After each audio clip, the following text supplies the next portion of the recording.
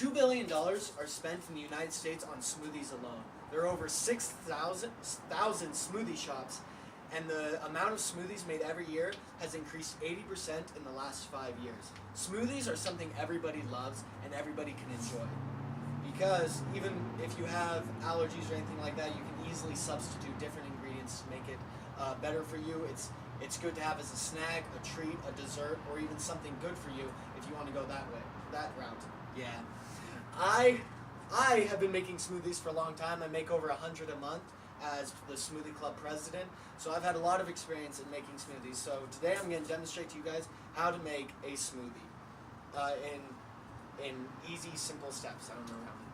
Okay, so the first step in making a smoothie is making sure you have all your ingredients and all your stuff. So first what you're going to need is a blender. And you want to make sure your blender is all tight, screwed in, so nothing leaks out. It's working. And then once you have your blender, the basic things you need is a liquid, whether it's juice or milk. I usually go with milk. It gives the best texture in my opinion. You want yogurt. Let's say you have an allergy to lactose, then you'd want to do juice, and then you wouldn't have yogurt in it, you just had more fruit. You want your fruit. Now all your fruit, you're always going to want a base fruit.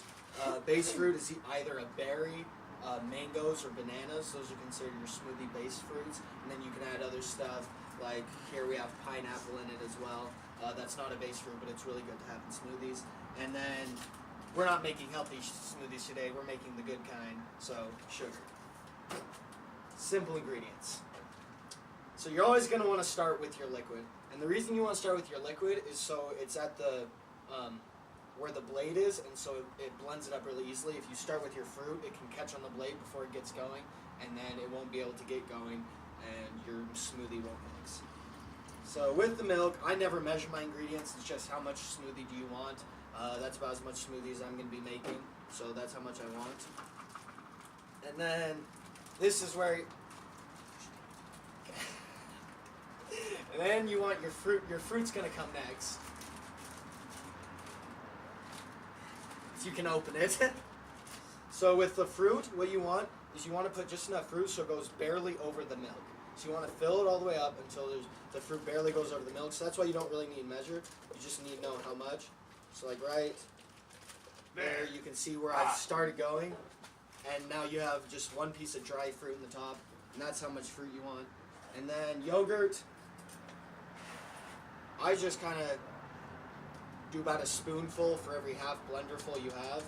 That's all the yogurt you need. Usually with the yogurt, you want something, either if you have, let's say, strawberries in it or mango, then you want strawberry mango yogurt, or vanilla yogurt is a basic one, so I used vanilla yogurt. And then, good stuff? Yeah, the good stuff.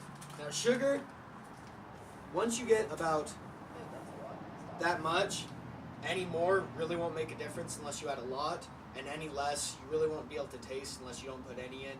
So sugar, you really can put as much as you want in there because it doesn't make that big of a difference unless you use none or a ton. Okay. Now with the smoothie, you don't want to start just going on full blast. You kind of just test it out with a couple pulses to see if it's going to mix well. And then once you can see that it's actually going to spin and mix, then you just turn your blender on. Most of them have smoothie, an option with smoothie. You would just want to press that one. If it doesn't have that, then you just want to press a mix or a low mix. And you get going. And then how you know if the smoothie's done mixing is when you can hit the pulse, and if you guys can come in and see, it'll start spinning and make a little vortex at the bottom that goes down to the bottom. And that's how you know that your consistency's done.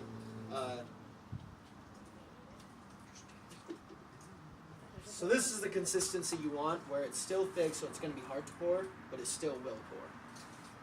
So, and that is how you make a smoothie. So can I have a volunteer? Derek!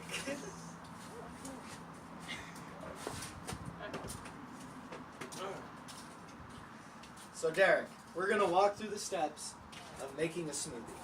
Okay. So in that blender. Okay. I know it. So what is the first step of making a smoothie?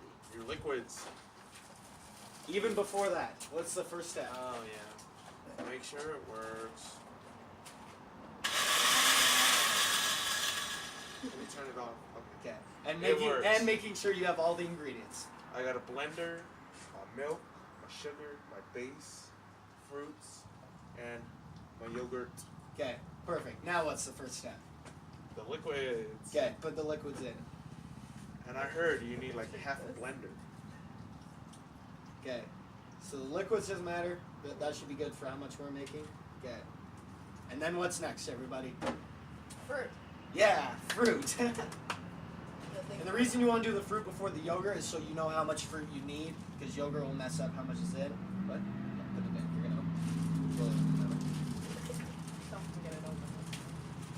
So, as you can see, there's no dry pieces of fruit yet. So he's gonna want to put a little bit more in.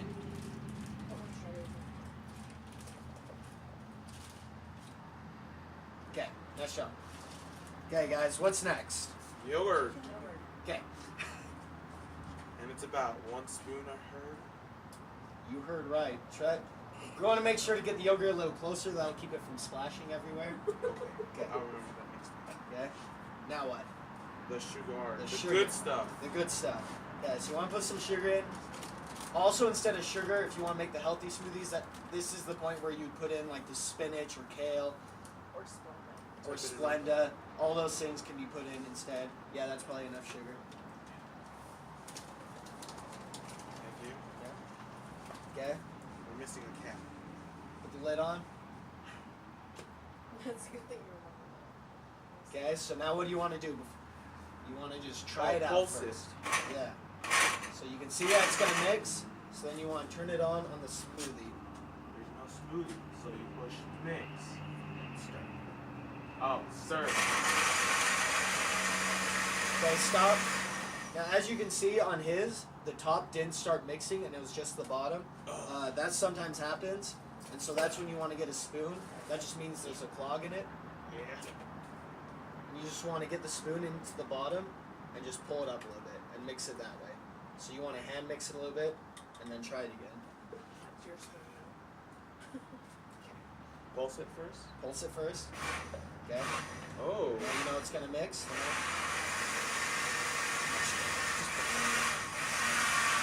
Okay. And as you guys can see, it now has the vortex. So it's good.